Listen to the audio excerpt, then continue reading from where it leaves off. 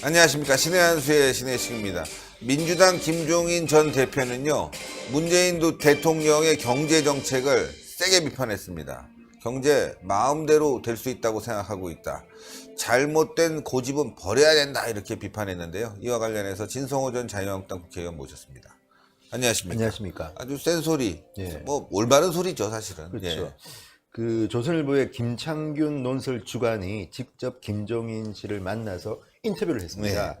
그 요즘은 논설위원들도 취재를 합니다. 살기 힘들어졌습니다. 옛날처럼 안에서 그냥 담배 피우면서 글 쓰는 게 아니라 직접 취재도 하는데 그렇죠. 김창균 논설 주간이 어쨌든 뭐 정치부 경제부 기자로 뭐 굉장히 활약을 했던 친구인데 어쨌든 김종인을 만났습니다. 네. 근데 김종인이 누굽니까? 사실은 오늘날 문재인 대통령이 있게 만든 장본인이기도 합니다. 그렇죠. 기억하실지 모르지만 2016년 총선입니다. 그때 당시 새누리당은 뭐 180석까지도 간다고 네. 기고만장해서 맞아요. 했다가 뭐 공천 과정에서 뭐 도장도 옥새도 튀고. 들고 튀고 뭐 어쨌든 뭐 국민한테 굉장히 짜증스러운 모습을 보여드렸습니다. 그런데 반대로 민주당 쪽도 그때 힘들었던 이유가 안철수와 문재인이 갈랐었습니다. 안철수가 독립해버렸습니다. 그렇죠. 도대체 니들하고는 일 못 해먹겠다. 니들은 나빠! 나와버린 겁니다. 당을 하나 만들었습니다. 이 위기 속에서 문재인 당시 당대표가 삼고초려에서 모시고 온 사람이 김종인입니다. 네. 김종인 비대위원장이 총선을 책임졌는데 결과는 일당이 됐습니다. 물론 과반은 아니지만 일당이 되고 그때 김종인이 했던 게 뭐냐면 국민들한테 비호감 인사들 정청래, 맞아요. 강기관 등등 공천 배제. 노영민 네. 다 잘라버렸습니다. 네. 근데 이 사람들이 딱 청와대에 들어가 있습니다. 웃기는 겁니다. 어쨌든, 그러니까. 어쨌든 문재인이 사람으로 분리되는 그들을 다 쳐버리는 정도로 김종인이 잘해서 민주당이 총선 승리를 했고 그 연장선에서 문재인은 대통령이 됐는데 그 문재인 대통령에 대한 김종인의 비판입니다. 네. 근데 김종인 씨는 뭐 아시다시피 굉장히 그 관록 있는 우리나라에서 기록들이 있는데 뭐 비례대표만 이제 뭐 서너 번 했을 겁니다. 그러니까 이런 4번 기록은 이상 했어요. 이런 거는 없습니다 우리나라에. 대단한 사람 비례대표만 했어요. 비례대표만. 그러니까 한 번 하기도 힘든 예, 건데. 그런 걸 했는데 이분이 말은 그겁니다. 문재인 정권은 내년 총선에서 심판당할 것이다. 전직 민주당 대표가 문재인 정권을 비판한 겁니다. 이분이 촉이 있는 분이니까 심판 당할 거다. 네. 그렇게 됐으면 좋겠는데 지금 자유한국당도 조금 어지러우니까. 네. 네. 심지어 이분이 오늘도 보면 이분이 이렇게 말은 참 시원하게 합니다. 네. 뭐라고 했냐면 자 문재인 정부가 경제 정책을 보완할 능력이 있다고 보느냐 그랬더니 답이 잘못된 정책을 바로잡으려면 판단 능력과 지혜가 겸비돼야 하는데 문재인 정부는 두 개 다 없다. 그러니까 못 잡는다는 못 얘기죠. 잡는다는 얘기예요. 네. 그 다음에 문재인 정부 진용이 무능하다는 말로 들린다. 문 대통령은 인재 풀, 사람 쓰는 눈에 대해서는 어떻게 보십니까? 물어보니까 답이 악플입니다. 인재 풀이랄 게 있나?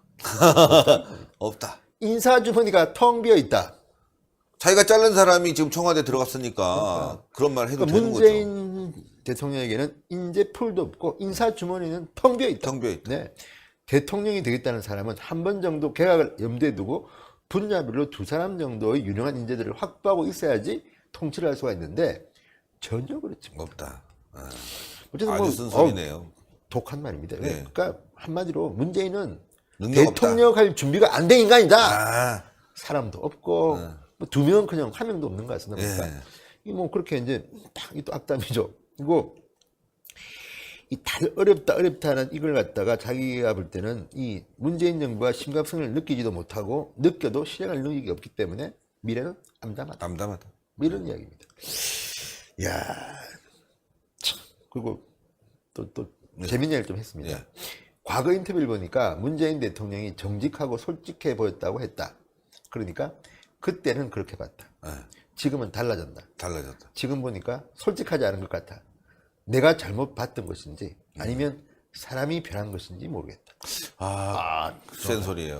이거는 주변에서도 많이 얘기하고 있는데 문재인 대통령 좀 덕이 있다, 사람이 부드럽다 이런 얘기를 뭐 저도 많이 들었습니다. 예. 뭐 우리 그 애국 진영에 있는 분들은 다 부정하죠. 근데 주변에서 몇몇 분들은 그런 얘기를 했는데 실제로 청와대에 들어가고 난 뒤에 사람이 변했다. 그러니까. 굉장히 고압적으로 변했고 과거와 다른 모습이다. 그게 언제 드러났냐면은 바로 이번 기자회견하고 그 비행기 타고 오면서 미국에서 오면서 이제 또 기자들 질문 국내 문제 답하지 마세요 묻지 하고 마세요. 예, 이번에 또 난 비행기 하늘에 그렇죠. 있는데 외교 문제만 물어봐라 이거야. 뭐 이거죠. 그렇죠. 이번에 무서워. 또 그 연두 기자회견에서 김혜령 기자인가요? 질문할 때 인상 쓰는 그 화면이 지금 굉장히 인터넷에 많이 돌고 있어요. 무서워요. 답도 안 했습니다. 예. 앞에 다 이야기하는 거 왜 또 문자 이런 분위기죠. 예. 그리고 정우상 기자가 저 김태호 물어보니까 7초 동안 말도 안 하고 그냥 그러니까요. 바라봅니다. 많이 변했대요. 아주 다가가기 좀 어려운 스타일로. 네. 예. 그건 김종인 씨의 이 분석이 맞는 거죠. 그렇죠. 그리고 이제 총선을 물어봅니다. 내년 총선에서 심판받을 거라고 이제 이분은 단언을 합니다. 그래서 자, 총선은 상대적인 게임이다. 어? 야당이 현 정부의 실정을 추궁해서 목표 득표를 할 수 있나 뭐 이렇게 물어보니까 2016년을 봐라. 아까 제가 말씀한 겁니다. 그때도 집권당이 야당의 분열만 믿고 뭐 180석을 얻느니 20년 집권하느니 운운했습니다. 네. 결과가 어떻게 되느냐? 참패했죠. 심판받았습니다. 네. 지금 집권당이 그때 박근혜 집권 세력과 똑같은 말을 하고 있다. 20년 장기 집권. 망할 겁니다. 그렇죠? 망한다. 예, 예. 그런 건데 자, 우리 국민들은 필요할 때 반드시 심판해 왔다. 이게 이제 김종인의 마지막 이제 코멘트인데 네. 김종인 전 대표는 이 경제를 필두로 이제 이야기를 풀어나갔지만 너무 무능하고 인재풀도 없고 저소득층의 소득 이게 뭐 문제 아닙니까 지금? 그렇죠. 근데 점점 나빠지고 있고 뭐 신년 기자회견도 또 비판합니다. 다 비판합니다. 네. 정확합니다. 제가 볼 때는. 정확해요. 예. 네. 그런데 이제 오늘 또 참 걱정되는 이 일들이 많은데 오늘도 이 문재인 대통령의 무서운 얼굴이 조선일보 일면 톱에 얼굴이 나왔습니다. 무서워요. 이 얼굴만 보면.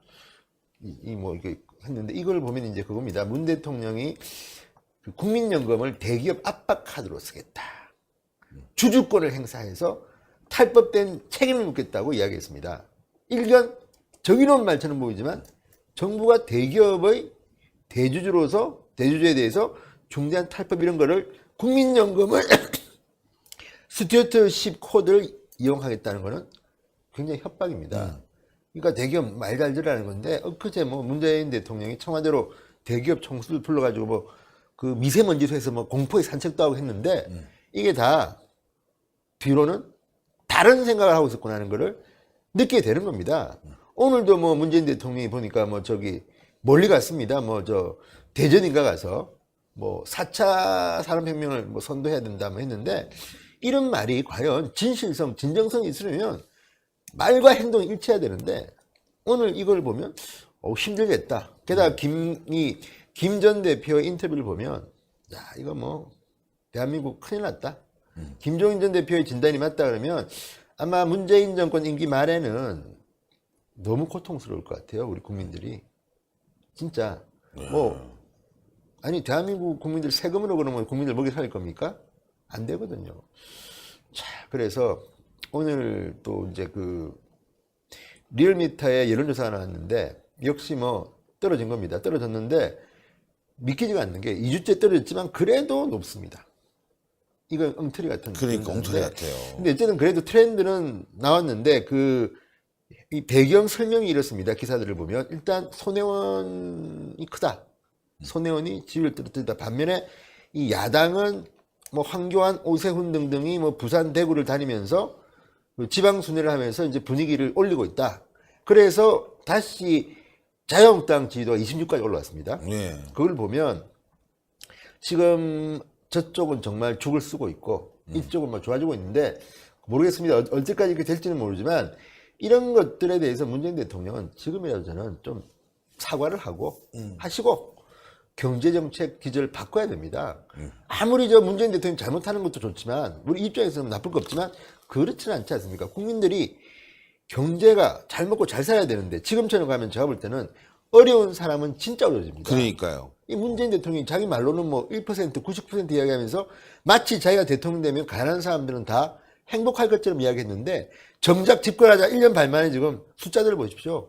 잘 사는 사람들은 훨씬 더 잘 살게 되고 못 사는 사람들은 최악으로 못 살게 됩니다. 예. 이게 무슨 정권입니까? 지금 사진 하나 올렸습니다. 예, 사진 보면 아시겠죠? 요 사진 기억나십니까? 김혜령 기자가 질문할 때 문재인 무서워요, 대통령의 얼굴.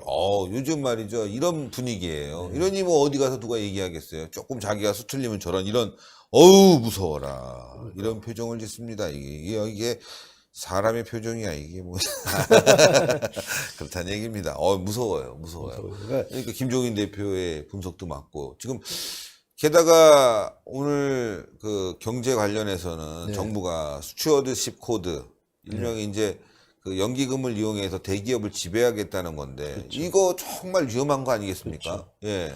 그러니까 뭐 지금 대표적으로 이제 최근에 사회적으로 뭐 비판받는 뭐 한진이라든지 이런 쪽, 네. 대한항공이라든지 이런 쪽 같은 경우는 우리가 뭐 한번 손 좀 보겠다는 듯한데 네. 전문가들은 그러면 안 된다는 거 아닙니까? 그렇죠. 시장은 시장에 맡기라. 왜 정부 이런 식으로 하면요 눈밖에 난 기업 대기업들 같은 경우는 연기금을 해서 주식을 확보해서 그 다음에 우리 다른 주주들하고 손잡고 치고 뭐 저 닭과 총수 내가 좋아하는 사람 그 사회이사 시키고 그러니까. 안에서 경영 참여해 노조 들어가 이러면 뭐 기업 망하는 거죠. 그러니까 여기에 대해서 이것 때문에 특히 대한항공의 문제입니다. 대한항공에 대해서 이제 그 조양호 회장 이사 연임에 반대하자 뭐 이런 이야기들입니다 지금. 예. 여기에 대해서는 논란이 있습니다 지금.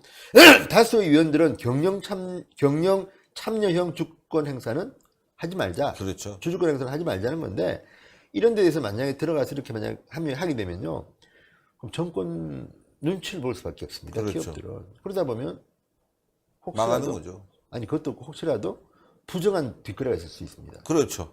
저는 걱정이 겁니다. 그러니까 본인들도 모르는 사이에 권력은 유혹에 빠집니다. 절대 권력은 절대 부패한다는 이야기가 왜 나오냐면 시작할 때는 전부 다 순수한 마음으로 나 들어온 돈 안 받아. 하지만 권력을 잡고 돈을 누가 가져오고 인사청탁에 통하고 하기 시작하면요 사람이 변합니다. 그렇죠. 동서고금의 역사가 증명합니다. 맞습니다. 그러면 이렇게 권력도 있는데 주주권 행사까지 할 수 있는 이런 거를 갖다가 국민연금을 통해서 한다고 하면 기업들은 갖다 바치려 할지 모릅니다. 갖다 바치려. 그러니까. 좀 봐주십시오. 어른, 이것 좀 받으시고. 이렇게 되면요, 뭐 그렇지는 않겠지만 대개 권력들이 그렇게 해서 부패가 됐던 거예요. 그렇죠. 근데 이런 걸 또 한다?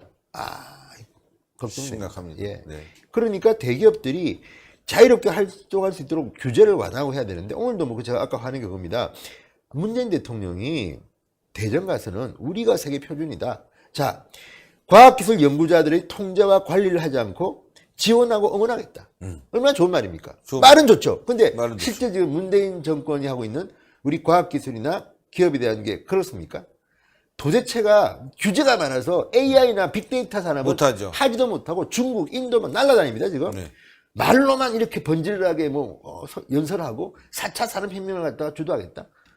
규제는 그대로 놔두고 아무것도 안 되죠. 심지어는 대기업 협박하는 거 아닙니까? 이거 지금 국민연금을 통해서. 그렇죠. 그러면서 무슨 지금 응원하고 격려하고 지원합니까? 아무 일도 하지 마십시오. 제가 볼 때는. 아무 일도 하지 말아야 됩니다. 예. 그런 말입니다. 예. 예. 아유, 너무너무 감사합니다. 네. 아이고, 참, 모르는 사람이 건드리면요, 자꾸 더 고장나고 그럽니다. 여러분들도 집에 여러분들이 아끼는 뭐 물건이 있는데, 모르는 사람이 와서 만지면 고장나고 그렇잖아요. 또 그 모르는 사람이 자꾸 고치려다 보면 이제는 복구마저도 안 되는 경우가 있습니다. 바로 그런 경우 같습니다. 경영을 모르는 이 문재인 정권, 대한민국 운영을 개판 5분 전으로 하고 있습니다. 나라가 망해가고 있습니다. 대기업이 무서워서 떠나겠습니다. 우리 국민들만 남으면 어떻게 되겠습니까? 먹을 것도 없는데. 이거 참 나라를 살려야 되겠죠? 그러기 위해서는 여러분들 내년 총선 꼭 승리해야 됩니다. 동그랗게 올라가는 구독 버튼 꼭 눌러주시고요. 추천 버튼 꼭 부탁드리겠습니다. 댓글로 많은 응원 부탁드리겠습니다. 대단히 감사합니다. 고생하셨습니다.